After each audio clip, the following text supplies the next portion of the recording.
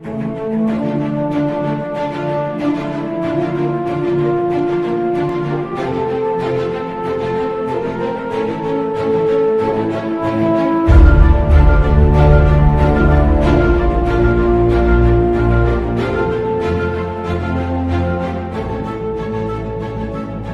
vrai qu'on a quelques sujets qui se bousculent en ce moment. On a des questions qui se posent ici et là sur l'appartenance des États à l'Union européenne. Et je crois qu'il est bon de se poser la question. Un maintien, oui, mais pourquoi faire? Dans quelles conditions? Avec quelles règles de majorité? Avec quelles règles tout court? On va recevoir de l'argent de l'Europe, très bien, mais c'est un prêt qu'il faudra bien rembourser et le consentement à l'impôt ne s'est pas trouvé vérifié au sein du Parlement français ni au sein d'autres parlements pour le moment. C'est mieux d'avoir une Europe unie avec des règles communes pour nous affirmer face à d'autres continents ou à d'autres États, mais encore faut-il savoir ce que l'on met dans le pot commun, comment on ne perd pas notre âme et comment en réalité on peut rester patriote français, fier de sa nation. Tout ça vous enferme vite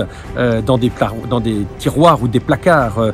Vous êtes pro ou anti-européen, vous êtes pro ou anti-euro, vous êtes pro ou anti-souveraineté, vous devez avoir un dogme de la pensée pratiquement unique.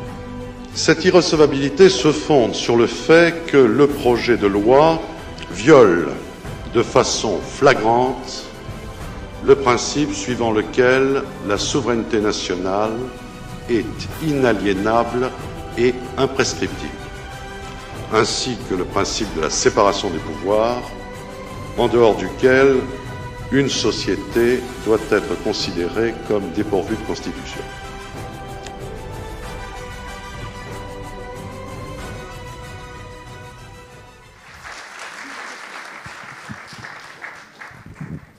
Bien, écoutez, nous voilà dans le vif du sujet. Quelques mots d'introduction tout d'abord, non sans avoir salué notre présidente bien-aimée, honoraire, j'en passe et des meilleurs, connue avec ses 3 lettres de MAM, mes chers Michel. Ravi de t'accueillir ici et de te savoir aux côtés de Julien et de toute son équipe. Oser la France, tu as su le faire et nous espérons reprendre le relais. La souveraineté à l'épreuve de tous les dangers. C'est quoi la souveraineté? La souveraineté, un Allemand, Jelinek, la définissait comme avoir la compétence de sa compétence. Est-ce qu'on peut aujourd'hui, en 2020, avoir la compétence de notre compétence? Est-ce que la France peut avoir une compétence interne, une compétence extérieure? Tu évoquais, Michel, Madame la Présidente, vous évoquiez les obligations, les nécessités d'accords internationaux, d'avoir des voisins forts. Est-ce que la France peut être tout seule? Est-ce que c'est possible pour l'aspect monétaire? Est-ce que c'est possible pour la technologie? On parle beaucoup de relocalisation, de souveraineté numérique, de souveraineté alimentaire. Tous ces sujets ont été remis au goût du jour, évidemment, avec le Covid, la Covid, qui aujourd'hui encore nous occupe et nous préoccupe. Et les masques sont une marque bien présente. Et puis, relier peut-être tout ça à des anniversaires. Vous savez, on a toujours besoin de petits points de repère. Alors, Julien, notre président bien-aimé, a eu l'excellente idée de créer cette rencontre d'aujourd'hui, en tout cas de fixer la date d'aujourd'hui au lendemain du 150e anniversaire de la proclamation de la République. Je ne sais pas si on sera là pour les 150 ans d'Oser la France dans quelques années, je l'espère en tout cas. Je ne sais pas qui sera le Gambetta de l'époque, mais en tout cas, 150 ans, ce n'est pas rien. Il ne s'agissait pas encore tout à fait de la Troisième République, tout ça a été balbutiant, mais il n'empêche que cette République naissante et quelques années après a fixé quelques grands traits de la République d'aujourd'hui, cette unité de la nation, cette indivisibilité qui est vraiment importante. Ce sont aussi les grands principes généraux de notre droit. la laïcité en 1905, la liberté d'association en 1901, mais c'est aussi la liberté syndicale, 1884. Bref, tous ces grands éléments qui aujourd'hui sont notre patrimoine commun ont été créés sous cette Troisième République, dont nous sommes d'une certaine façon et par cet aspect les héritiers. Et elle était souveraine, cette République, présente sous tous les continents, et aujourd'hui encore, la France est présente sous tous les continents, 11 millions de zones économiques exclusives, une France qui est présente avec ses collectivités d'outre-mer, avec les ultramarins qui sont, à l'image des autres régions, la richesse de l'ensemble de la nation. Un mot qui n'est pas tabou, un mot qui n'est pas interdit, un mot qui n'est pas dépassé aujourd'hui. Et je terminerai, avant de présenter nos invités, par évidemment quelques messages d'espoir, et je pense en particulier aux mémoires de guerre du général de Gaulle. Toute ma vie, je me suis fait une certaine idée de la France. Il y a quelques lignes entre deux, et il ajoute « La France ne peut être la France sans la grandeur ». Eh bien, la France ne peut être sans doute la France sans la souveraineté. C'est ce qui va nous occuper ce matin, en partie, avec l'euro. Le Frexit, faut-il quitter l'euro? L'euro a-t-il beaucoup d'inconvénients, quelques avantages ou pas? Comment s'en accommoder ou au contraire s'en détourner? Le Frexit, un bon intérêt ou pas? La France peut-elle vivre seule? A-t-elle besoin de ses voisins? Oui, sur certains aspects, non sur d'autres. Faut-il s'isoler? L'herbe est-elle plus verte chez les voisins? C'est le Normand qui vous le dit, et nous, on entend l'herbe pousser chez nous. C'est un peu différent ici, je le reconnais. Bref, tout cela va animer nos débats avec 4 personnalités bien connues que nous voyons régulièrement dans les médias, qui défraient parfois la chronique. Je pense à Laurent Alexandre, qui est là, alors qui est un homme bardé de diplômes. On fera tous des complexes d'infériorité. Il est chirurgien-urologue, après avoir fait HEC, Sciences Po, l'ENA. Il est membre de l'Académie de technologie. Il est créateur avec Claude Malhuret du site Doctissimo en 1999. C'est un spécialiste de transhumanisme, de l'intelligence artificielle, de génétique, j'en passe et des meilleurs. Son dernier ouvrage, je crois que c'est le dernier, a été coécrit avec Jean-François Copé sur l'intelligence artificielle. Et je terminerai en clin d'œil en vous disant qu'il ne partirait peut-être pas nécessairement en vacances avec Greta Thunberg. Voilà. Ou alors, il faut peut-être envisager des distances sociales et des barrières sociales plus importantes que nécessaires dans le cadre de la Covid. Voilà pour Laurent Alexandre, à qui je donne la parole dans quelques minutes. Jean-Michel Nolot, qui est ici banquier d'affaires bien connu pendant une bonne quarantaine d'années, en particulier chez Indosuez. Il a présidé la commission des marchés de l'AMF pendant 10 ans. Auteur aussi à succès et à réflexion sur la crise financière. Alors nous renvoyons à quelques interrogations pour les élus et les gouvernements. Pourquoi les gouvernements ne font-ils rien? Éviter l'effondrement. Vous voyez qu'on est plein d'optimisme, mais en tout cas, s'il a une très bonne plume, s'il a un poste d'observateur particulièrement sagace, vous verrez que l'euro le laisse un peu songeur. C'est le moindre qu'on puisse dire. On y reviendra tout à l'heure avec ce citoyen engagé qui a aussi un blog sur Mediapart. Benoît Billan, qui est un brillant passionné d'histoire militaire, diplômé d'ailleurs de Panthéon-Sorbonne, de Paris II, cher collègue, bien connu comme consultant stratégique, cofondateur de la République souveraine. Vous voyez que déjà, cette République souveraine, ça évoque un certain nombre de choses. Animateur du blog La Plume et le Sable, récompensé, mais comme d'autres ici, par des prix, et notamment le prix d'histoire militaire 2009, qui connaît la Normandie parce qu'il y a les plages du débarquement, qui connaît la Provence parce qu'il y a eu un débarquement, mais qui connaît aussi beaucoup d'autres choses. Nous en parlions au petit déjeuner. C'est un clin d'œil, évidemment. Il est cofondateur de la République souveraine qu'on aimerait peut-être voir en effet plus souvent souveraine. C'est un mouvement, non un parti, qui veut se libérer des carcans de l'Union européenne, rétablir notre indépendance. Vous voyez qu'on est dans le vif du sujet et on le sera tout à l'heure, puisque une des thématiques, c'est de refaire la République, ni plus ni moins, et rien que ça, si je dise. Et puis mon voisin à côté, Alexis Poulain, entrepreneur dans les médias, cofondateur d'un média très apprécié et qui balaye large monde moderne. Vous avez travaillé pour différentes ONG, vous avez aussi travaillé pour des institutions publiques au plan international. Bon, il est un peu talisman se baladant entre Bruxelles, Paris et autres sites, n'est-ce pas?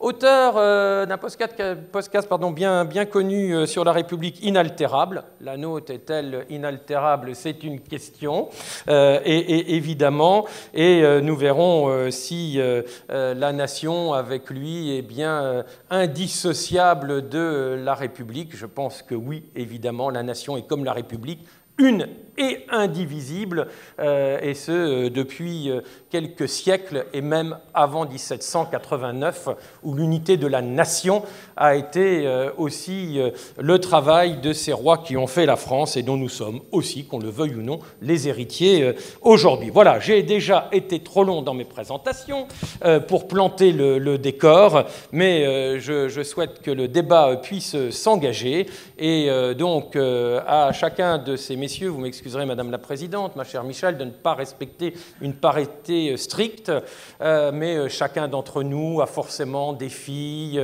des mères, des femmes à proximité, et donc tout ça se trouve rattrapé. Je le dis pour ceux qui feraient des photos en faisant des sous-titrages et des surtitrages en disant voilà, les femmes encore bien représentées, mais vous restez bien naturellement l'avenir de l'homme à n'en pas douter. Toujours est-il que... Ah, je vois que la parité est dans la salle, en tout cas. En tout cas, je passerai non pas mes vacances avec Greta Thunberg non plus, mais peut-être, Laurent Alexandre, pourriez-vous nous éclairer sur votre approche? Vous avez évidemment un propos introductif avant qu'on revienne vers vous un peu plus tard. À vous. Merci beaucoup. Merci beaucoup. Je suis très heureux d'être parmi vous. D'abord parce que vous avez... Pas sûr que ça marche. Oui, je suis très heureux d'être parmi vous parce que vous êtes un des rares mouvements, un des rares groupes à faire de la politique et pas de la politique politicienne destinée à se répartir les places, mais à réfléchir au futur. J'ai eu l'occasion de discuter hier soir avec les jeunes d'Oser la France et j'ai découvert une passion pour la France, une passion pour le futur, une passion pour ce qu'il faut changer à notre univers national pour demain être plus fort, plus autonome et plus souverain, et c'est particulièrement encourageant. Alors, la souveraineté, la nation sont des valeurs extrêmement fortes, et j'ai beaucoup apprécié le discours très moderne de Michel Alliot-Marie, qui n'est pas du tout sur une nostalgie d'une France fantasmée d'avant la mondialisation, mais bien la conception de la nation à l'heure de la mondialisation. N'oublions jamais que la souveraineté, c'est d'abord la puissance et la force. Sans puissance et force, il n'y a pas de souveraineté. Et Jules César s'est pris une pâtée il y a 2000 ans parce qu'il n'avait pas la force. N'oubliez pas que les druides avaient interdit l'écriture, comme Jules César le raconte très bien dans La conquête de la Gaule. Sans écriture face à la civilisation gréco-romaine, et vous savez que Jules César était bilingue latin et grec, il n'était pas possible à la civilisation celte de se défendre. Nous sommes aujourd'hui dans une situation comparable. Nous vivons une révolution technologique absolument extraordinaire, ce qu'on appelle la révolution des NBIC, les nanotechnologies, les biotechnologies, et notamment la génétique, l'informatique et puis la cognitique, c'est-à-dire la robotique, l'intelligence artificielle, et puis les sciences du cerveau, les neurotechnologies. Les cartes sont complètement redistribuées. Les cartes technologiques, civilisationnelles, morales, éthiques, mais aussi économiques. Nous rentrons dans le troisième capitalisme. Après le capitalisme marchand qui est né à Venise en 1050, puis le capitalisme industriel avec la machine à vapeur qui est née en 1780 en Angleterre. Nous rentrons dans le capitalisme de la connaissance, le capitalisme de la science, de la technologie, avec des acteurs tout à fait nouveaux, comme ce qu'on appelle les GAFA, Google, Apple, Facebook, Amazon, qui sont des vrais puissants géopolitiques et qui ressemblent beaucoup à ce qu'était la Ligue hanséatique avant les traités de Westphalie de 1640. Ce monde nouveau est un monde où le pouvoir migre. Le pouvoir migre à cause de la révolution technologique. Nous ne pouvons pas envisager la souveraineté et la nation si nous ne réfléchissons pas d'abord à la technologie. Le pouvoir de demain, il est dans la science. Or, l'Europe est en train de perdre la bataille technologique. Homo Deus se construit en Chine et aux États-Unis, et nous, nous sommes des petits-enfants. D'abord parce que l'Europe ne s'intéresse pas à la technologie, elle ne s'intéresse pas au pouvoir.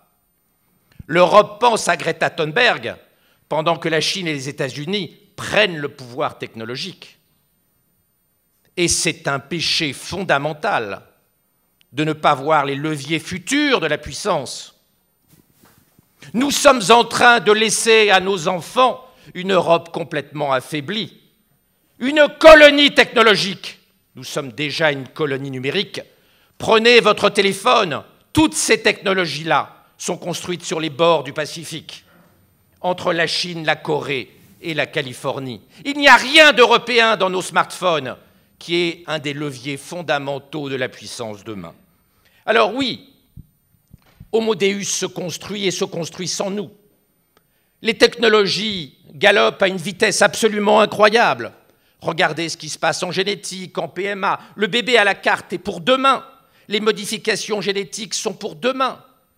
Les modifications cérébrales, je pense que vous avez tous vu la semaine dernière la démonstration par Elon Musk des prothèses cérébrales qui sont destinées à guérir des pathologies, mais aussi à augmenter nos capacités intellectuelles avec des mini-implants intracérébraux qu'Elon Musk, le fondateur de SpaceX et de Tesla, est en train de construire, ce qui est une vraie révolution.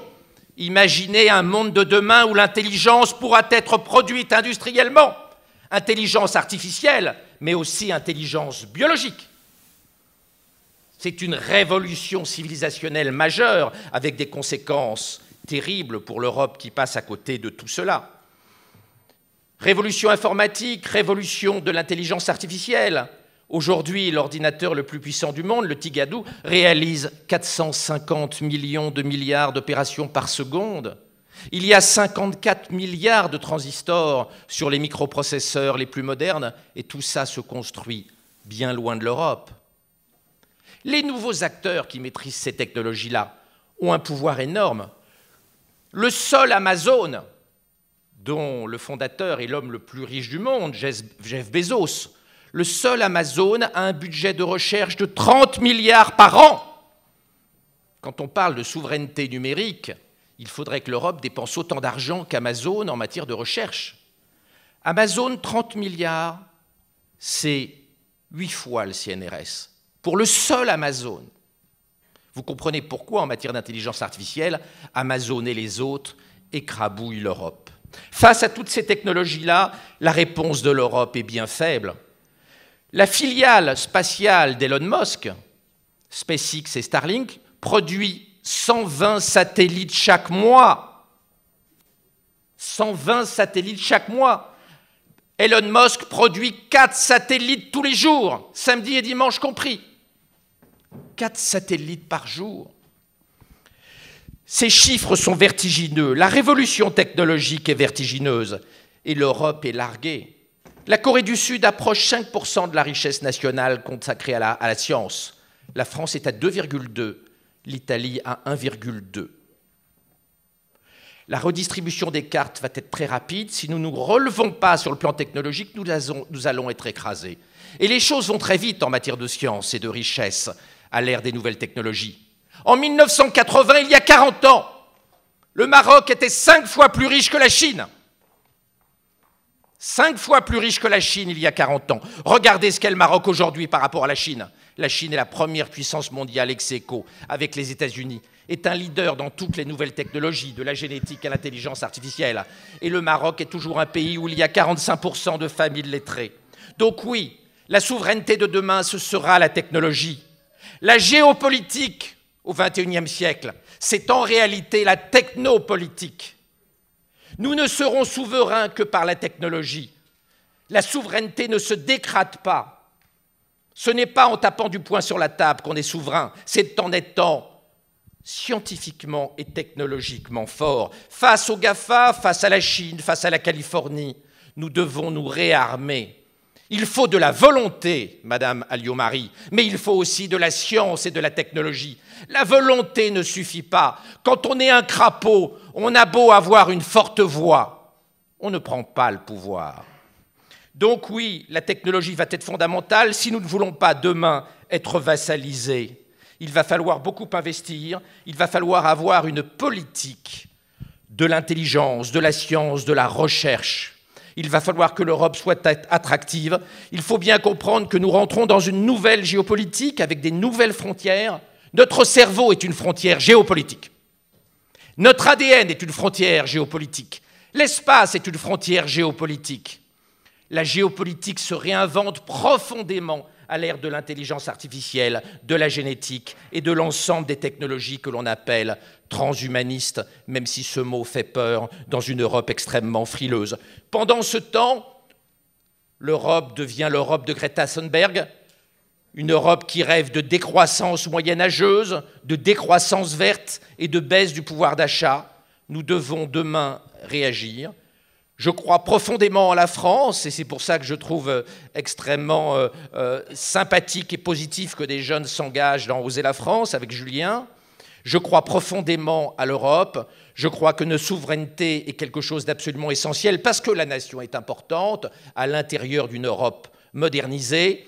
Il faut demain, pour exister, que nous ayons une France forte, technologiquement et politiquement, dans une Europe forte. Cela suppose évidemment une réforme de l'Europe, parce que l'Europe d'aujourd'hui n'a pas de couilles, elle n'a pas de volonté, elle n'a pas de volonté de puissance, elle n'a pas de volonté militaire et technologique.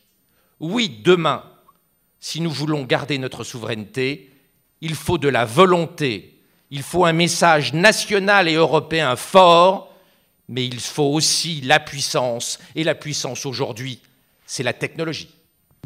Merci.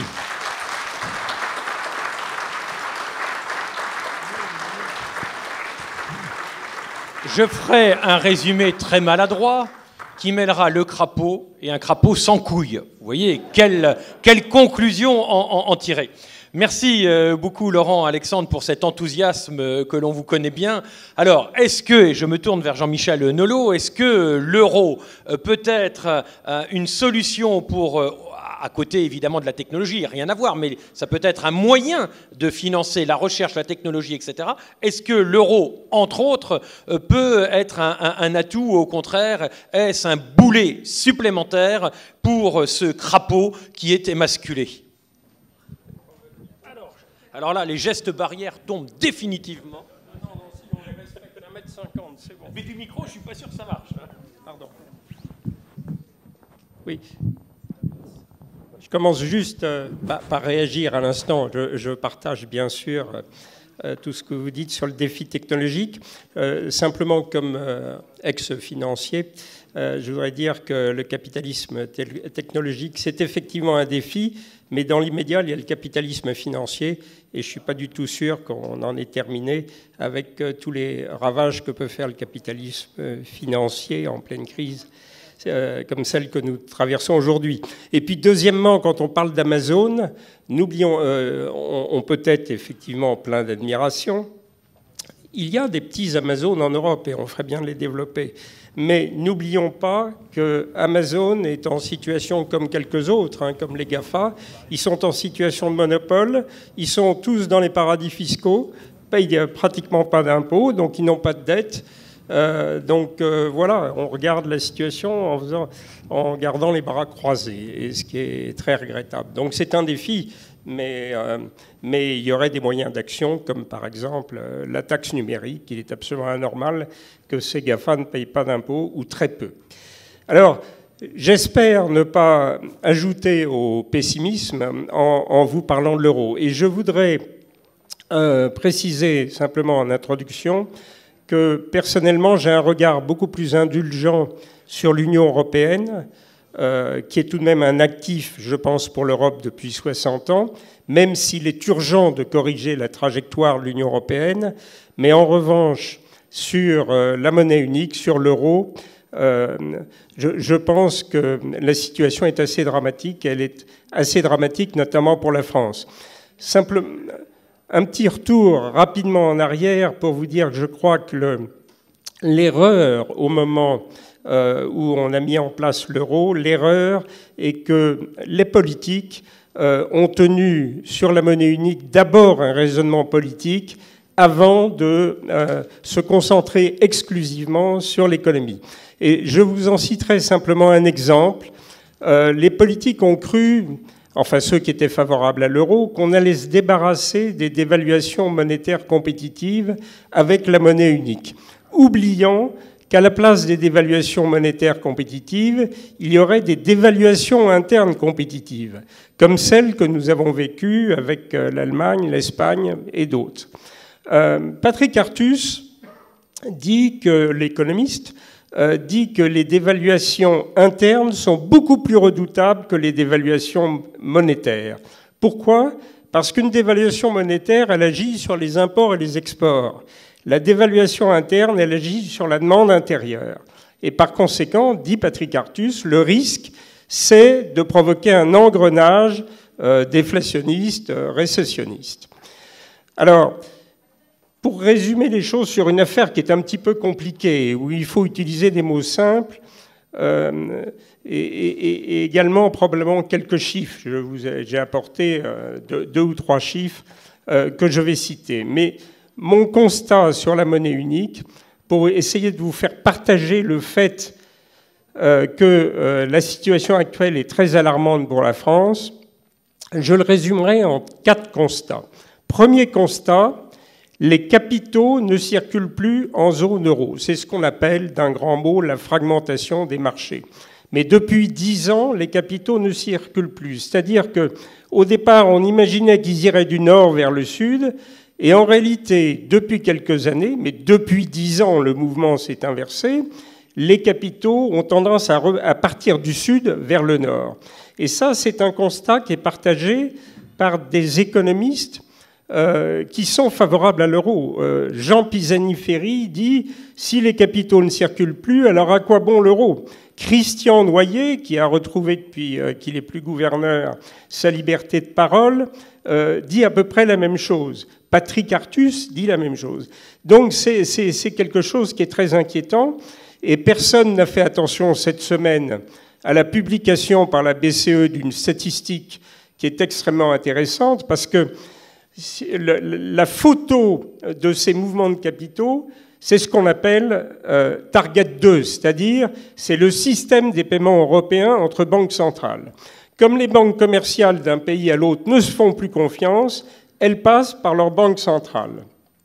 Pour la première fois, chiffre qui a été publié il y a 2-3 jours, pour la première fois, le solde positif, c'est-à-dire l'accumulation de créances par la Bundesbank, la banque allemande, a dépassé 1 000 milliards d'euros. Et les principaux pays qui se retrouvent en situation de dette accumulée, c'est l'Italie, l'Espagne, et puis Portugal, la Grèce, etc. Donc une situation qui est complètement déséquilibrée. Deuxième élément, et là c'est le FMI qui parle, et c'est probablement l'aspect le plus important, l'euro est une monnaie qui est surévaluée pour des pays comme la France ou l'Italie et quelques autres, et qui est sous-évaluée pour l'Allemagne. Le FMI, dans ses études, dit que l'écart, si demain, par exemple, il y avait un retour aux monnaies nationales, l'écart devrait être de l'ordre de 20 à 30% entre, c'est ce qu'on appelle les taux de change effectifs, réels, 20 à 30% entre une monnaie allemande et une monnaie française. C'est considérable. Ça veut dire que la France fait la course au sein de la zone monétaire avec des semelles de plomb, alors que l'Allemagne trouve là un espèce de produit dopant, en réalité, qui encourage son modèle mercantiliste. Et là aussi, chiffre à l'appui, les excédents courants extérieurs de l'Allemagne depuis 2011, depuis 10 ans, sont compris entre 7% et 9% du PIB. On a introduit dans les traités européens en 2011 une disposition qui dit qu'au bout de 3 ans d'excédents qui dépassent 6%, eh bien, il devrait y avoir des sanctions financières. Ce n'est pas le cas. Keynes disait autrefois que les excédents sont aussi dangereux que les déficits. Donc ça, c'est un point très important. Comment ça se traduit? C'est là où je vous cite 2 ou 3 chiffres. La part des exportations dans le PIB de la France et de l'Allemagne était la même au moment de la création de l'euro. 26% du PIB. Aujourd'hui, 46% en Allemagne, 30% en France. Vous voyez la différence. La production industrielle, depuis la naissance de l'euro, chiffre de l'OCDE que j'ai réactualisé à l'occasion de cette réunion, l'Allemagne, plus 31% depuis la naissance de l'euro, la France, moins 2%, l'Italie, moins 16%, l'Espagne, moins 13%. Donc, vous voyez, à travers ces chiffres, on voit qu'en réalité, la monnaie creuse les écarts au lieu de rapprocher ces pays. Et puis, il y a l'excédent courant allemand. Troisième élément, nous n'avons pas aujourd'hui l'amorce, je dis bien l'amorce, même après le plan récent de l'Union européenne et puis le plan de l'Eurogroupe, dont je pourrais dire un mot si vous le souhaitez, parce que c'est très intéressant d'aller creuser un peu ce qu'il y a derrière tous ces chiffres, mirobolants, historiques, dit-on. En fait, la réalité, c'est qu'il n'y a pas d'union de transfert. D'ailleurs, je vous signale que le plan de l'Union européenne est un plan qui concerne le budget européen et non pas la zone euro. Madame Merkel s'est totalement opposée en juin 2019 pour clore le débat à ce qu'il y ait un budget de la zone euro. Elle a concédé un chiffre de 10 à 20 milliards, c'est-à-dire que rien du tout. Et encore, a-t-elle précisé, ce budget devrait faire partie du budget de l'Union européenne. Donc, juste un mot sur le système qui soutenait la monnaie unique, c'était l'ordolibéralisme allemand. C'est-à-dire que c'est ou le système néolibéral, si vous préférez. C'est-à-dire qu'on disait il doit y avoir pas simplement mobilité des capitaux, mais mobilité de la main-d'œuvre, avec les problèmes de langage, vous imaginez la difficulté, et flexibilité des salaires. C'était écrit en toutes lettres. Patrick Artus disait cette semaine que s'il fallait remettre les pendules à l'heure en zone euro, il faudrait réduire les coûts de la France par rapport à l'Allemagne, les coûts salariaux de 9 à 10%.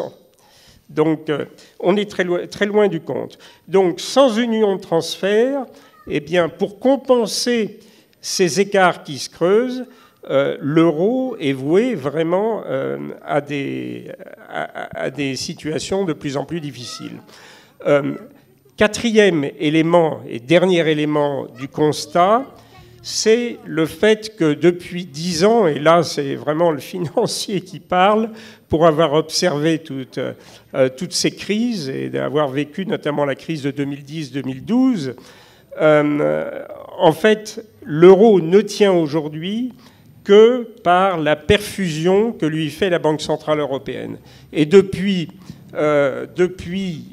6 mois, c'est une perfusion à très très haute dose. C'est-à-dire que la BCE rachète, en tout cas sur les 3 premiers mois qui ont suivi, a racheté la totalité des créances de dette italienne qui étaient émises. Donc voilà dans quelle situation on est. Je ne suis pas en train de dire pour autant qu'il faut sortir de l'euro, parce que je crois que ça ne sert à rien de dire ça. C'est entretenir le climat de crise. J'ai tendance à penser que la crise, elle va venir tout seul, parce que tout ceci n'est pas durable. La BCE a des limites à son action, des limites juridiques qui tiennent au traité, et des limites qui tiennent également à la stabilité financière. Donc voilà. Et puis je pense, pour terminer, que si une crise de l'euro éclatait aujourd'hui, pour diverses raisons, cette crise serait moins grave qu'en 2010. Moi, j'ai été le premier à faire une tribune en 2010 en disant « il faut tout faire pour sauver la monnaie unique ». On n'avait pas le choix. C'était les banques françaises et les banques allemandes qui sautaient en 2010. Aujourd'hui, ce ne serait plus le cas. Voilà. Bon, on va terminer sur ces propos une petite optimistes note d'espoir pour le moment. Bon, la BCE, vous avez bien compris, c'est la Banque Centrale Européenne.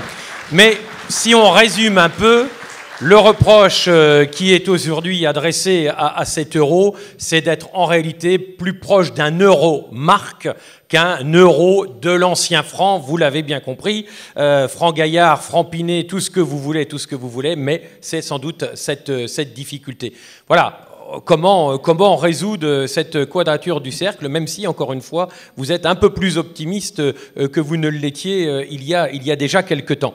Je me tourne vers mon voisin pour l'interroger sur cette approche qu'il a de la nation, ce lien indissoluble, indivisible entre la République et la nation.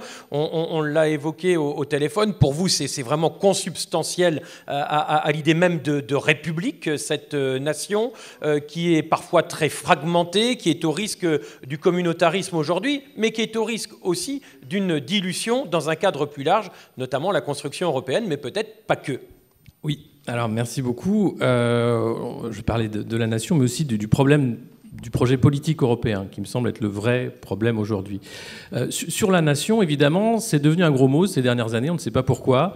Or, c'est la nation qui crée la République, ou la République qui crée la nation, si vous voulez, au moment où on décide de sortir de la monarchie de droit divin et de dire que les députés vont faire allégeance à la nation française, et c'est cette nation qui est attaquée par les monarchies européennes, défendues par les citoyens français. Donc la citoyenneté, elle est bien sûr liée à la République et liée à la nation. Et vouloir croire que ce cadre-là est caduc, c'est une erreur grave, parce que ça voudrait dire qu'on perdrait notre identité. Michel Alliot-Marie l'a dit en introduction, on a des valeurs en France, et la nation en fait partie, malgré une frange de citoyens qui voudraient effacer ce terme-là, parce que le nationalisme serait dangereux. Oui, le nationalisme peut être dangereux, mais il est surtout utile, c'est un cadre nécessaire, protecteur, le cadre du débat, tout simplement. Parce que, et là j'en viens au projet politique européen, qui est à l'arrêt, on va le dire, ou en danger de mort. Alors il y a des think tanks, sauver l'Europe, ça fait depuis les années 70 qu'on doit sauver l'Europe.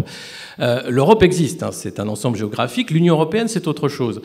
Le projet politique européen, il est depuis toujours face à un dilemme compliqué, c'est qu'il n'y a pas d'opinion publique européenne. Parce qu'il y a des peuples souverains, des nations européennes, la France en est une, l'Allemagne en est une autre, mais l'opinion publique européenne, le peuple européen, il est introuvable. C'est l'inconnu de l'équation, or on voudrait qu'il existe. On voit bien, avec les crises à répétition, que ce peuple-là, il n'existe pas. La crise migratoire, je pense, est la crise la plus frappante sur le fait que nous n'avons pas la même approche du problème. Regardez les pays frontières, la Grèce, l'Italie, la Hongrie, la Grande-Bretagne d'une certaine façon, n'ont pas du tout la même approche que l'Allemagne ou que la France, qui, alors avec nos dirigeants, c'est une approche totalement hypocrite. C'est-à-dire qu'on fait semblant, mais on a une approche tout à fait proche de ce que ferait un Orban. Or, on les traite de dangereux criminels, d'avoir une politique de fermeture des frontières, mais parce qu'ils sont face à un problème où l'Europe n'a rien fait. C'est-à-dire que l'Union européenne n'a pas organisé la fameuse solidarité entre les peuples et les nations. Donc, chacun pour soi. Ça a été le cas un peu de la crise économique. Il a fallu sauver l'euro parce qu'effectivement, c'était les banques qui tombaient. Donc en 2008, on a fait un peu de solidarité pour sauver le système financier. Et puis, vous avez les autres crises qui vont arriver, qui sont la crise écologique. On va avoir à faire face quand même à des étés caniculaires qui vont être à répétition, à des problèmes de ressources. Aujourd'hui, on ne se pose pas toutes ces questions. Donc le peuple européen n'existe pas et c'est pas faute d'essayer de l'avoir fait émerger. Donc les nations sont toujours le cadre nécessaire du débat et de la coopération. Parce que oui, on ne va pas jeter le bébé avec l'eau du bain. L'Europe, ce qu'on a construit depuis plus de 50 ans, cette collaboration justement des nations européennes, elle est utile. Entre voisins, on va se parler. Mais ce n'est pas plus qu'un syndic de copropriété.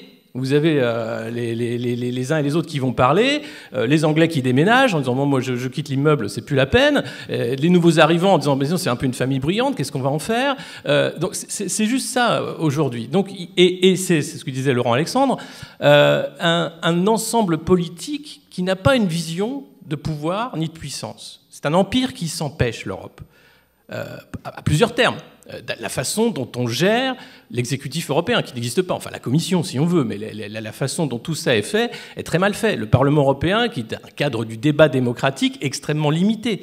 Le fait qu'on ne prépare pas l'avenir, ni l'éducation, ni la technologie. Et j'en sais quelque chose, j'ai travaillé pour EIT Digital, j'ai été consultant pour eux, c'est l'équivalent du MIT, donc c'est l'idée de créer des licornes européennes. Alors il y a quelques millions d'euros qui sont mis chaque année pour identifier quelles vont être les startups de demain qui pourraient être des licornes européennes. Bon, j'en ai pas vu émerger le temps que j'ai travaillé pour eux. Mais on continue de mettre de l'argent là-dedans. Or, que fait une start-up européenne qui a un avenir? Le plus vite possible, elle part aux États-Unis. Pour retrouver quoi? De l'argent. Parce que le pouvoir, depuis toujours, pas seulement maintenant, c'est l'argent et la technologie. C'est ça, le pouvoir et la force. Or, l'Europe n'a ni l'un ni l'autre. L'argent, c'est l'euro. Ça, c'est le troisième problème. Il a été très bien exposé par monsieur. C'est que l'euro est une monnaie, une monnaie politique et pas une monnaie économique.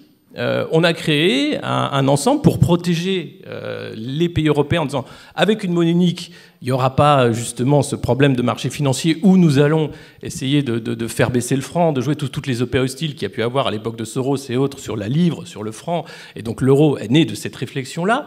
Mais aujourd'hui, les différences sont telles entre l'Allemagne, l'Italie et la Grèce. Et vous voyez bien, durant l'été, sur le plan de relance qui a été discuté par les partenaires européens, vous avez d'un côté les créditeurs et de l'autre les débiteurs. Et les deux n'ont pas du tout les mêmes intérêts et ne sont pas du tout d'accord. Alors on appelle les pays frugaux, c'est simplement les gens qui ont des dettes et qui veulent les récupérer. La dette, à un moment, va poser problème. Mais un problème pas seulement sur la monnaie, un problème sur les nations, sur le pouvoir et l'organisation de ces nations. Parce qu'une fois que les dettes ne seront pas honorées, une fois qu'on va se rendre compte que l'euro, on ne va pas quitter l'euro, c'est l'euro qui va nous quitter, je pense, assez rapidement. Mais une fois que les nations vont se rendre compte de ce problème, comment on récupère l'argent? Alors il y a plusieurs façons, on peut faire la guerre, on peut retrouver des trucs, mais j'espère que non. Le projet européen et le narratif, depuis toujours, c'est justement ce projet-là est là pour empêcher la guerre sur le sol européen. Mais c'est bien joli, mais il faut pour ça qu'on construise la solidarité, qu'on construise l'avenir. Aujourd'hui, je ne vois un projet à Bruxelles qui n'est là que pour essayer de sauver les meubles, mais certainement pas mettre les jalons pour un avenir européen radieux. Donc il faut réfléchir à ça et comment on peut réorganiser Bruxelles, parce que c'est là le problème. L'exécutif, la façon dont ces institutions s'autogèrent de manière totalement hors sol, en n'ayant pas de vision. Et finalement, le pouvoir en Europe, c'est le Conseil européen, parce que c'est les pays qui vont enfin se parler. Et je pense que c'est le seul lieu utile, finalement, à la construction européenne. Mais l'élargissement a posé problème. Et puis le troisième, je conclurai là-dessus, et la limite vraiment du projet politique européen, c'est l'atlantisme.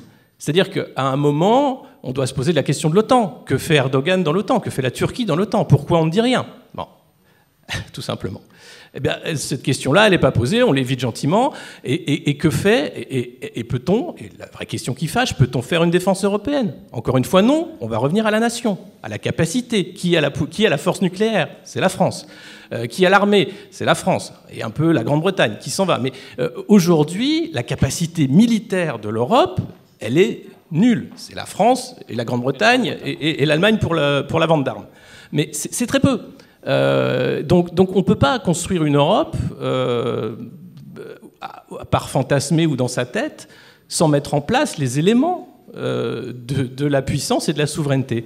On ne les a pas. Alors c'est des vœux pieux, il va falloir retrouver, je ne sais pas si on peut les avoir, mais technologiquement on ne l'a pas, militairement l'Europe n'a rien. Géostratégiquement, il n'y a rien. On ne peut pas parler d'une voie commune en Europe. Les intérêts divergent, encore une fois. Regardons sur les territoires africains. Encore une fois, Michel Alliot-Marie parlait de la francophonie. C'est important, la francophonie. Oui, pour nous, Français et nos partenaires. Pas forcément pour les Allemands, certainement pas pour les Anglais. Donc tout ça fait que l'Europe est un joli rêve, utile en termes de copropriété, d'organisation du marché commun, mais je crois que l'Europe politique, aujourd'hui, doit faire un audit, un aggiornamento en disant est-ce qu'on arrête ou est-ce qu'on continue? Mais revenons, s'il vous plaît, à un peu de bon sens et réhabilitons le concert des nations. Elle a tout d'une grande, disait-on, Merci Alexis Poulain.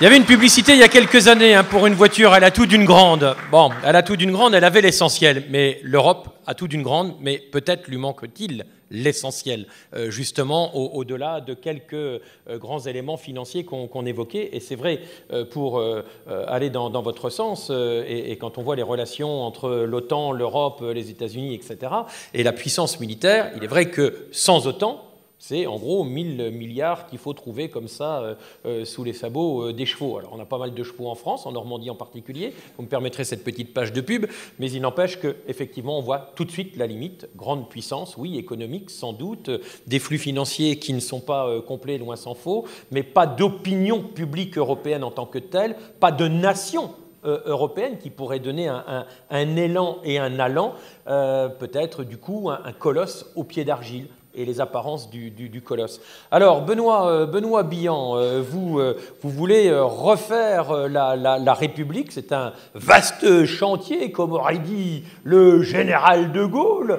Eh bien, écoutez, de l'Atlantique à l'Oural, je ne sais, ça paraît tout ça à la fois proche et lointain, mais comment on refait la République et comment on replace la souveraineté au cœur du dispositif? On redonne la parole au peuple, on est dans la souveraineté populaire, souveraineté nationale, la souveraineté avec un grand S. Comment? Expliquez-nous tout ça. Alors, bonjour. Merci d'abord à Julien Aubert de me donner l'opportunité de m'exprimer aujourd'hui dans ce très joli petit village de Lourmarin que je ne connaissais pas et que je découvre avec plaisir. Moi, je voudrais revenir en fait sur quelque chose qui a été dit, je pense, par les trois intervenants qui m'ont précédé, qui est que aujourd'hui, manifestement, on est face à un problème d'impasse stratégique. On est dans l'impasse financière, on est dans l'impasse technologique, on est aussi dans l'impasse politique au sens électoral du terme, au sens du soutien de l'opinion. Vous le disiez, il n'y a pas de peuple européen. On est dans une impasse à tout niveau, et ce qui est fait, les politiques qui sont mises en œuvre sont des politiques qui s'apparentent à on gagne un peu plus de temps. Ça fait des dizaines d'années qu'on gagne un peu plus de temps. La situation se dégrade, tout le monde le sait, tout le monde en est conscient, mais comme personne ne veut assumer la responsabilité d'être celui qui dit non, maintenant, stop, il va falloir faire autrement parce que là, manifestement, ça ne marche pas, eh bien, on investit dans des plans de relance qui sont des miroirs aux alouettes, on creuse des dettes et au lieu de faire un impôt d'investissement, on fait un impôt de remboursement et de remboursement de créanciers qui ne sont pas nécessairement des Européens. Donc en fait, on organise une forme de fuite des capitaux publics qui, au lieu de nous acheter les technologies dont nous avons besoin pour être puissants dans le futur, eh bien, nous achète une dépendance toujours plus grande. Et face à cela, effectivement, face à ce piège, face à cette impasse formidable, j'ai la conviction que c'est dans la souveraineté nationale que se situe, je dirais, le ferment du renouveau. Alors, souveraineté nationale, c'est évidemment pas une souveraineté de fermeture, c'est évidemment pas une souveraineté d'enfermement, c'est pas une souveraineté de l'Île-France avec ses 65 petits millions d'habitants, même si c'est pas si négligeable que ça. Il faut jamais oublier que il y a des...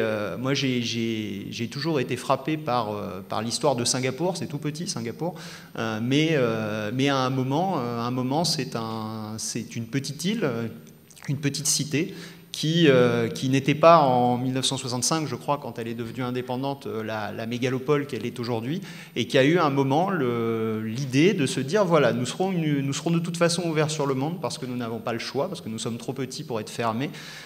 Nous serons ouverts sur l'océan, nous serons ouverts sur le commerce, nous serons ouverts sur les échanges, nous serons ouverts sur les talents, mais nous avons une singularité qui fait que nous ne sommes pas malais, nous sommes singapouriens et que ça veut dire quelque chose. Et bien, je crois que la France aujourd'hui, c'est un petit peu ça aussi. C'est-à-dire que Se fermer et dire nous sommes français, puis après on peut diviser, je veux dire nous sommes bretons, nous sommes berrichons, puis on peut continuer, on peut descendre, on peut faire la guerre des boutons, mais non, dire nous sommes singuliers, affirmer que nous sommes singuliers, et peut-être quand nous allons en Europe, au lieu de continuer cette diplomatie des sommets qui est en échec patent quand même. Je veux dire, chaque nouveau président de la République élu dit « je vais aller à l'Europe et obtenir ». Mais en fait, il n'obtient rien. Il n'obtient rien parce qu'en face, il se heurte à des intérêts nationaux, des intérêts qu'il faut respecter. Et je pense que peut-être en France aussi, on a ce tort d'oublier que nos partenaires, nos alliés, ce ne sont pas des extensions de notre administration, ce ne sont pas des extensions de notre volonté. Ils ont des intérêts parce qu'ils ont une population qui n'est pas la nôtre, ils ont des intérêts nationaux, ils ont des intérêts économiques qu'il faut les entendre, mais il ne faut pas oublier les nôtres. Et nous, je crois qu'à force de vouloir faire de l'Europe la France en plus grand, on oublie qu'il faudrait commencer par faire la France en Europe. Et c'est là-dessus que, je crois, la notion de souveraineté est aujourd'hui tout à fait essentielle.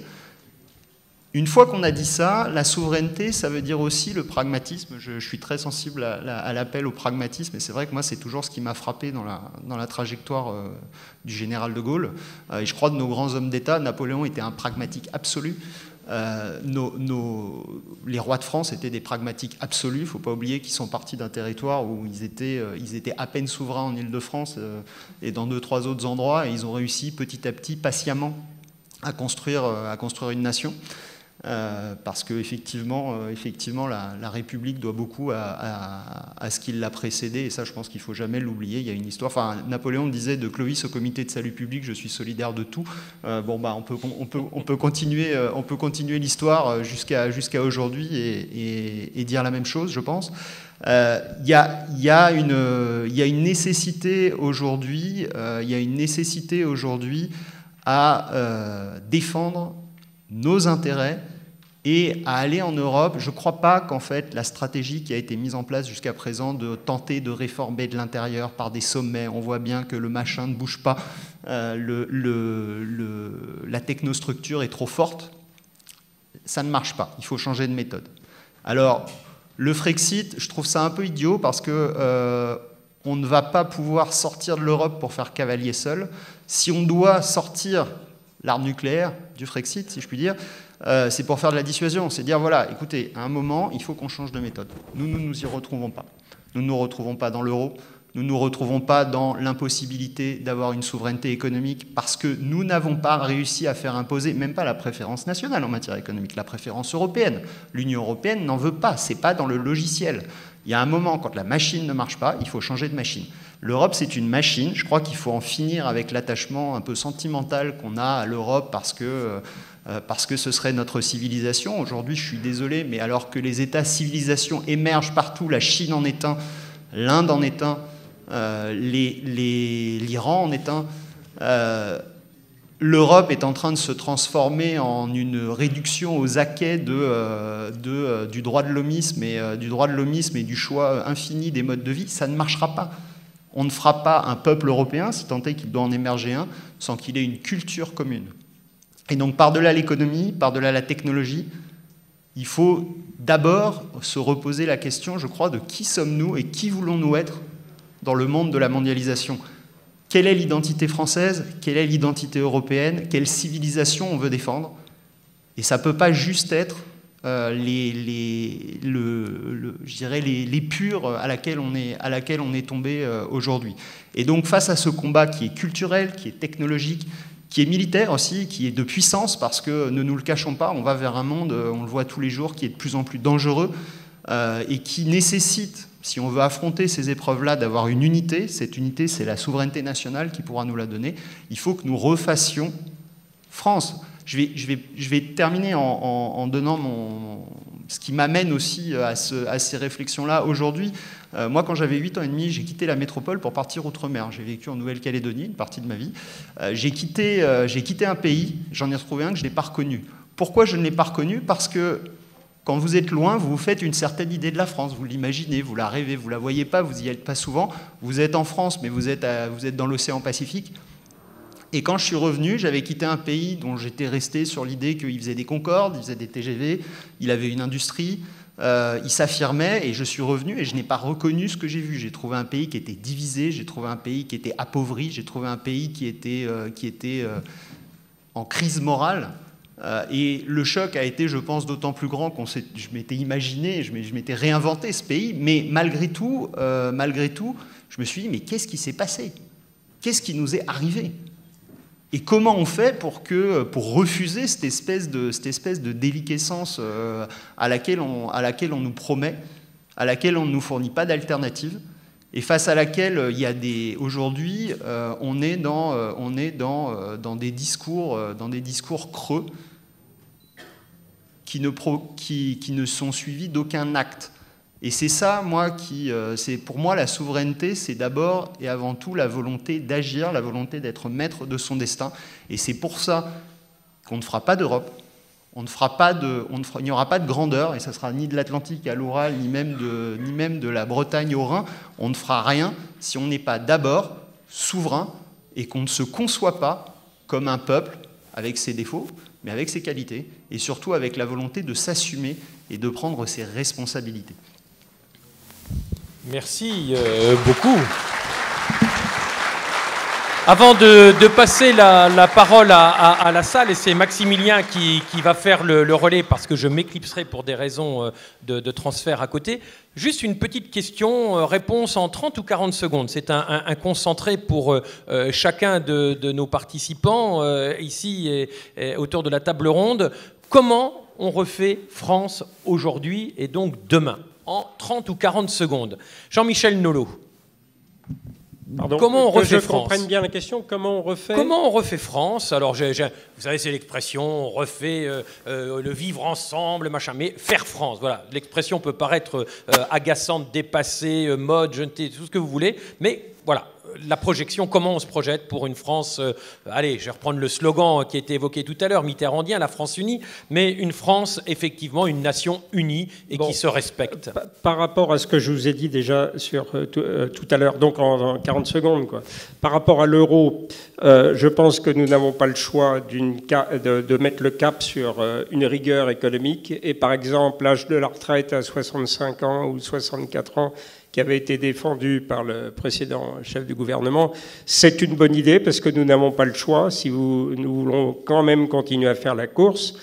Deuxièmement, face à cet ordolibéralisme, néolibéralisme, le thème de la participation, à mon avis, est plus d'actualité que jamais.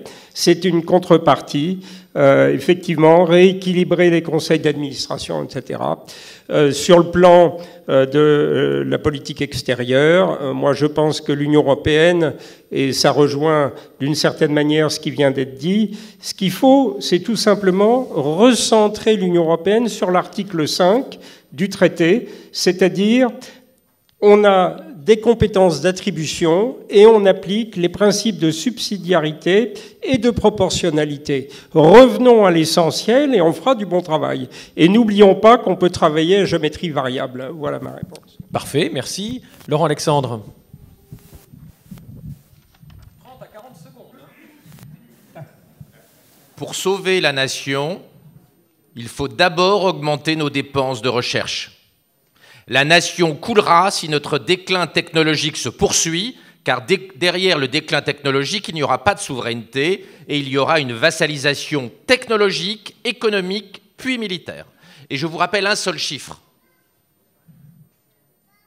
En 2035, pour avoir une cybersécurité indépendante, et notamment une cybersécurité militaire, il faudra investir chaque année 50 milliards d'euros. Ce n'est pas à la hauteur de la France, c'est à la hauteur des États-Unis, c'est à la hauteur de la Chine, c'est peut-être à la hauteur de l'Europe, ça n'est pas à la hauteur de la France toute seule. La France toute seule, en 2035, ne peut pas avoir de défense autonome, car elle ne peut pas financer les dépenses de recherche en intelligence artificielle nécessaires pour avoir une cybersécurité. Et je vous rappelle le chiffre de tout à l'heure, le seul budget de recherche d'Amazon, c'est 30 milliards. 30 milliards chaque année. Donc, la nation n'existera que s'il y a un sursaut technologique. Merci. Un bel allant pour l'avenir. Alors, Alexis Poulain. Oui, il y a la technologie, c'est extrêmement important. Et je pense que si on veut préparer l'avenir, c'est l'éducation, qui est aujourd'hui une politique de gribouille, mais c'est la jeunesse, et la jeunesse avec des têtes bien faites, c'est-à-dire des chercheurs, des gens aussi qui sont éduqués à certaines valeurs.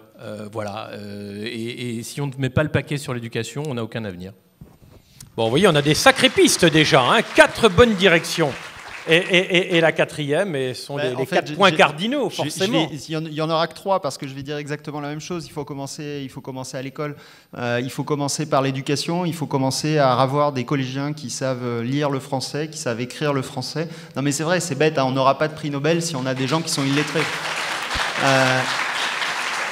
Il faut reparler de France à l'école, il faut refaire de l'histoire de France à l'école, il faut refaire des têtes bien faites, et des têtes bien faites qui pensent en français, parce que pour aller vers les autres, on sera d'autant plus fort qu'on sait qui on est nous-mêmes. Et aujourd'hui, je crois qu'on se prépare des générations qui ne savent plus qui elles sont, et c'est assez dramatique.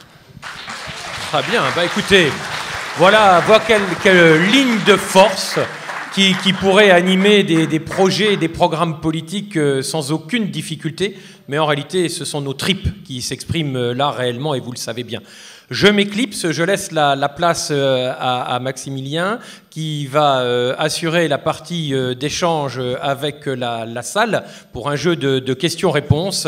Et je remercie, ne pouvant le faire dans 10 minutes ou un quart d'heure, je remercie les participants autour de cette table ronde pour leur intérêt, leur fougue, leur passion, leur conviction que vous avez su, messieurs, nous transmettre. Et je vous demande de les applaudir très chaleureusement.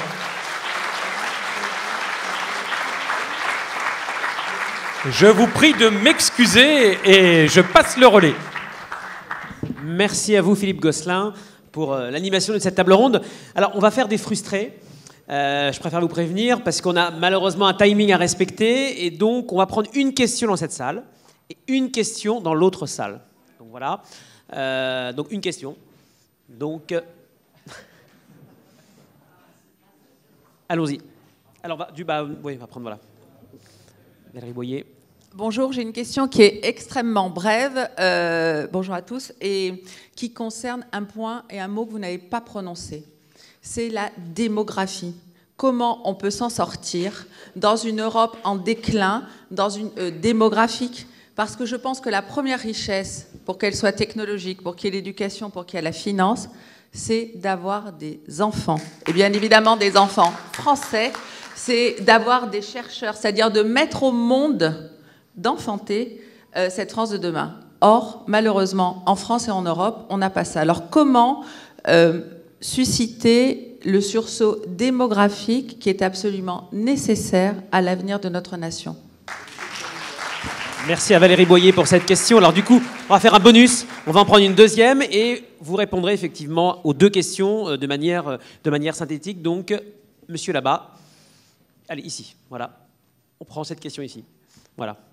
Vous aurez tous après la possibilité de poser des questions sur les autres tables rondes. Ok, merci. J'ai trouvé que c'était très très intéressant au niveau du diagnostic. Ça l'était un petit peu moins au niveau des propositions. Et il y a alors le mot démographie, ça me va droit au cœur, parce que je crois que l'avenir, ce qui va tuer l'Allemagne, c'est la démographie. Et une politique familiale, c'est toujours efficace. Ce qu'il faut, c'est rétablir des politiques familiales. Mais pour revenir sur ce que vous avez dit, il me semble qu'il y a un mot qui n'a pas été cité, c'est le marché unique. Et il me semble que le marché unique, c'est essentiel. Et c'est ce qu'a dit le professeur Alexandre. Si on veut que l'Europe ait son mot à dire face à la Chine et les États-Unis, il est clair qu'il faut des politiques communes.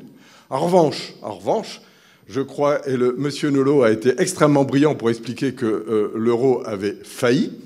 Et l'euro a failli parce qu'on voit bien, le franc, ça marche avec la métropole et les DOM, parce que la balance des paiements entre la métropole et les DOM, qui est très déséquilibrée, est rééquilibrée par les transferts budgétaires. Et là, il n'y a pas de transfert budgétaire en Allemagne. Et l'Allemagne, qui est le seul bénéficiaire avec les pays du Nord de cet euro, elle refuse le minimum de générosité qui permettrait de le maintenir. Mais en revanche, là où je ne suis pas d'accord avec M. Nolot... Juste, quelle est votre question, monsieur, pour qu'on puisse être... Ma question, c'est qu'il faut un euro du Nord et un euro du Sud. Et je pense que si on veut maintenir l'euro et de dire il faut augmenter l'âge de la retraite, diminuer les salaires, etc., on se prépare des lendemains très difficiles. On l'a vu en 1934 avec Pierre Laval. D'accord, merci beaucoup. Donc on va donc faire les réponses synthétiques, donc sur la question de la démographie et sur la question Europe du Sud, Europe du Nord en fait. Qui veut peut-être apporter sur un sujet ou sur un autre? Je vais répondre sur la démographie, si je peux. Je suis parfaitement d'accord avec Valérie Boyer. On a un problème démographique absolument majeur en Europe. Et puis on a un deuxième problème en France. C'est qu'on est en train d'entrer dans une guerre technologique et nous exportons des Bac plus 5 qui vont en Californie et puis dans les centres de recherche américains. Et puis on importe des Bac moins 5. Donc nous sommes l'un des pays au monde à avoir la balance intellectuelle, la balance cognitive la plus catastrophique, puisque nous exportons des cerveaux qualifiés, nous importons des cerveaux extrêmement peu qualifiés. C'est un système qui est suicidaire. Nous exportons nos grands scientifiques en Californie, où ils sont payés des fortunes, et nous ne payons pas nos scientifiques, et nous importons des travailleurs non qualifiés dont nous ne saurons pas quoi faire à l'ère de l'intelligence artificielle et de la robotique demain. Donc nous sommes suicidaires. Vous voyez, le patron du CNRS récemment a donné une interview dans le Figaro, expliquant qu'un chercheur en intelligence artificielle Bac plus 11 en France est payé au CNRS 3 000 € bruts par mois. Le même, chez Google, va gagner 10, 20 fois plus.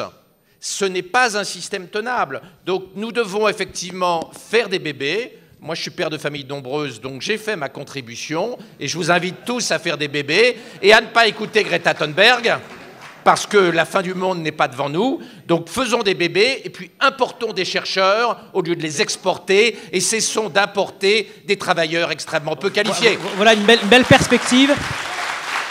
Alexis Poulain, vous souhaitiez également réagir ? Bah, je veux sur la démographie, c'est important parce que ça fait le lien avec le débat sur l'identité. Aujourd'hui, vous avez des pays qui ont peur de disparaître parce que les jeunes s'en vont. La France en fait partie, hein, les jeunes qualifiés s'en vont, mais en Europe de l'Est notamment, la peur identitaire vient de là simplement parce que la jeunesse ne s'ancre pas et n'a pas d'avenir dans ces pays-là, ou du moins ne s'imagine pas un avenir dans ces pays-là. Donc oui, il y a un problème, mais il est lié à l'éducation, ce que vous disiez. C'est le niveau de diplôme, c'est la façon dont on va aussi éduquer cette génération de nouveaux Français. Donc oui, c'est important, la démographie, et aujourd'hui, l'Europe est très mal placée, effectivement, dans cette lutte-là, à la fois démographiquement, mais aussi intellectuellement, c'est-à-dire que l'éducation a failli. Donc on est très mal parti, oui. Bon, on va prendre maintenant Antoine, je ne sais pas si tu m'entends dans l'autre salle. Excusez-moi. Je voudrais juste réagir parce que alors, sur la démographie, je partage totalement ce qui a été dit. J'ajouterais quand même qu'on avait un système de protection sociale et un système, une vraie politique de la famille en France qu'on a démantelé depuis quelques mandats et que ça n'aide forcément pas. Après, je voudrais réagir sur le fait qu'effectivement, on n'a pas forcément détaillé des solutions. Mais parce qu'en fait, il n'y a pas de miracle. Il n'y a pas de plan miracle. Il y a du sang, de la sueur et des larmes. C'est-à-dire qu'il n'y a pas de bonne solution. Quand vous disiez il faut augmenter l'âge de la retraite, je veux dire, moi, je fais partie d'une génération qui a bien compris qu'elle ne s'arrêterait pas de travailler à 60 ans. Ça semble évident. Maintenant, encore faut-il qu'il y ait du travail, parce que c'est aussi ça la question. On se prépare des années extrêmement difficiles. C'est pas drôle à dire. Personne n'a envie de l'entendre. Je pense que les politiques devraient avoir le courage d'assumer le fait de dire, voilà, il n'y a pas de solution miracle, ça va être très dur, mais soit on aime son pays et on traverse l'épreuve, soit on s'en va, effectivement, mais c'est pas la solution. Enfin, je veux dire, un pays où tous les gens s'en vont, c'est un pays qui meurt. Et ça, c'est dramatique. Donc lucidité, courage. On va prendre une question dans la salle à côté. Donc je ne sais pas si Antoine, tu m'entends. Donc une question rapide, et ce sera une réponse rapide, puisqu'effectivement, on est déjà un petit peu en retard sur notre programme. Antoine, dans l'autre salle. Oui, est-ce que vous m'entendez? Très bien. Oui. Alors, est-ce qu'il y a des questions par ici? Est-ce que vous avez des questions? Une question rapide. S'il n'y a pas de questions, on va... Pas de questions dans la salle. Pas de questions. Bon, bah, à ce moment-là, comme on est malheureusement, effectivement, donc le timing est... Alors, une question très rapide, allez-y. On va effectivement prendre la perche, très rapide. Est-ce qu'on a la perche quelque part? Sinon, j'ai pas besoin de perche. Bah, allez-y, très bien. Allez-y, on vous écoute. J'aurais dû donner aux États France 4 pages sur la souveraineté juridique. Je ne l'ai pas fait parce que... Non, j'ai pas besoin. Ah, pardon. Alors, j'aurais dû donner aux États France 4 pages sur la souveraineté juridique. Je ne l'ai pas fait parce que juridique, pour moi, ça limitait souveraineté. Et souveraineté, pour moi, c'est la vision planétaire de De Gaulle, l'autodétermination des peuples. On a fait la décolonisation. L'autodétermination est une notion qui s'exporte, qui est mondiale et qui respecte chacun des peuples. Et donc, pour moi, c'est synonyme. Voilà. C'est une... Bon, deux questions, enfin, une question, mais elle était partagée. Je ne comprends pas pourquoi... Enfin, depuis 1875, les banques, en France en tout cas, la Banque de France ne pouvait pas financer l'État. Donc toute la création monétaire est scripturale bancaire. Bon, ok, donc, d'accord, bon. Mais je ne comprends pas pourquoi, c'est scellé dans le marbre avec l'euro, je ne comprends pas pourquoi il n'y a pas une création monétaire gratuite pour les États, pour les peuples, en fonction de leur augmentation de la population. Toute augmentation de la population, on était 45 millions quand on a créé en 75, on est 69 millions maintenant, et on n'a pas eu de création monétaire gratuite, et toute création monétaire, c'est-à-dire toute valeur, se transforme en dette. Je suis désolé, force, ça doit être un peuple, et la monnaie est un outil. Quelle est votre question, juste parce que... Pourquoi on prend votre question tout de suite. Pourquoi est-ce qu'on n'a pas... S'il vous plaît. Pourquoi est-ce qu'on n'a pas une création monétaire gratuite en fonction Merci beaucoup. Des évolutions. Voilà. Qui veut répondre? Monsieur Nolot, puisque vous n'avez pas répondu. Je vais bien répondre vraiment en 2 phrases. La question est très vaste, mais on peut répondre assez simplement. C'est qu'à mon avis, d'abord, la question n'est pas d'actualité du tout, parce que l'État se finance aujourd'hui à 0%, même à taux négatif en France.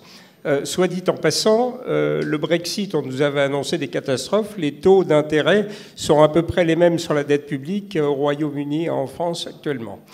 C'est plus 0,20 au Royaume-Uni, oui, mais ça fait 3 ans qu'on dit ça et que ça n'a pas bougé. Et ils ont dévalué leur monnaie et ils ont gardé les taux d'intérêt à 0. Voilà.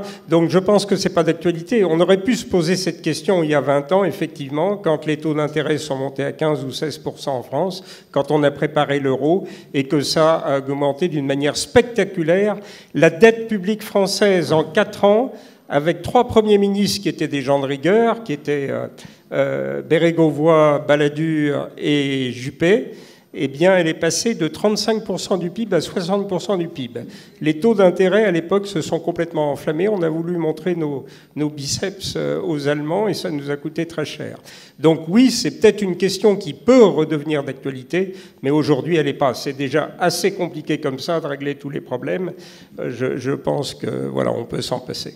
Un grand merci à vous. Merci à tous les intervenants pour cette première table ronde.